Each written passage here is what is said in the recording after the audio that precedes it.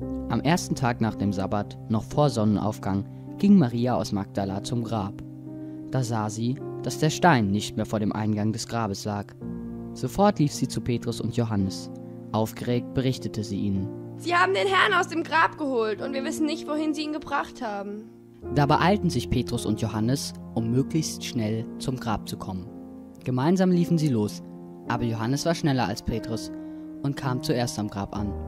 Ohne hineinzugehen, schaute er in die Grabkammer und sah die Leinentücher dort liegen. Dann kam auch Simon Petrus. Er ging in das Grab hinein und sah ebenfalls die Leinentücher, zusammen mit dem Tuch, das den Kopf Jesu bedeckt hatte. Es lag nicht zwischen den Leinentüchern, sondern zusammengefaltet an der Seite. Jetzt ging auch Johannes in die Grabkammer. Er sah sich darin um, und nun glaubte er, dass Jesus von den Toten auferstanden war. Denn bis zu diesem Zeitpunkt hatten sie die Heilige Schrift noch nicht verstanden, in der es heißt, dass Jesus von den Toten auferstehen wird. Die Jünger gingen nach Hause zurück. Inzwischen war auch Maria zum Grab zurückgekehrt und blieb voller Trauer davor stehen. Weinend schaute sie in die Kammer und sah plötzlich 2 weiß gekleidete Engel. »Warum weinst du?« fragten die Engel. Sie haben meinen Herrn weggenommen und ich weiß nicht, wo sie ihn hingebracht haben, antwortete Maria aus Magdala. Als Maria sich umblickte, sah sie Jesus vor sich stehen, aber sie erkannte ihn nicht. Er fragte sie, »Warum weinst du und wen suchst du?« Maria hielt Jesus für den Gärtner und fragte deshalb, Hast du ihn weggenommen? Dann sag mir doch, wohin du ihn gebracht hast. Ich will ihn holen. »Maria«, sagte Jesus nun. Sie wandte sich ihm zu und rief, Rabbi! Das ist hebräisch und heißt, mein Meister. Jesus sagte, »Halte mich nicht fest, denn ich bin noch nicht zu meinem Vater zurückgekehrt.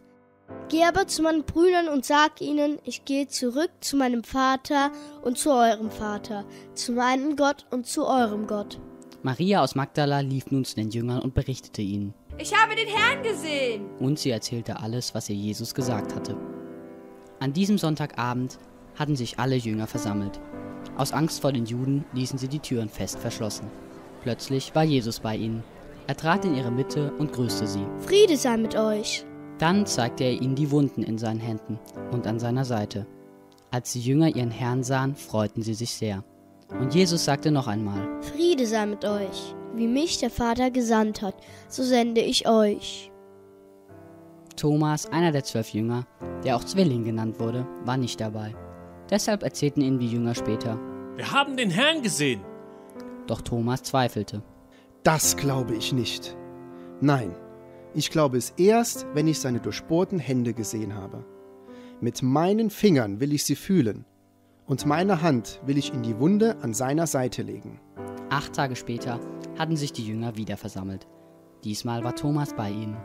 Und obwohl sie die Türen wieder abgeschlossen hatten, stand Jesus auf einmal in ihrer Mitte und grüßte sie. »Friede sei mit euch. Dann wandte er sich an Thomas. Leg deine Finger auf meine durchbohrten Hände, gib mir deine Hand und leg sie in die Wunden an meine Seite. Zweifle nicht länger, sondern glaube.« Thomas antwortete, Mein Herr und mein Gott. Jesus sagte zu ihm, »Du glaubst, weil du mich gesehen hast? Wie glücklich können erst die sein, die mich nicht sehen und trotzdem glauben.«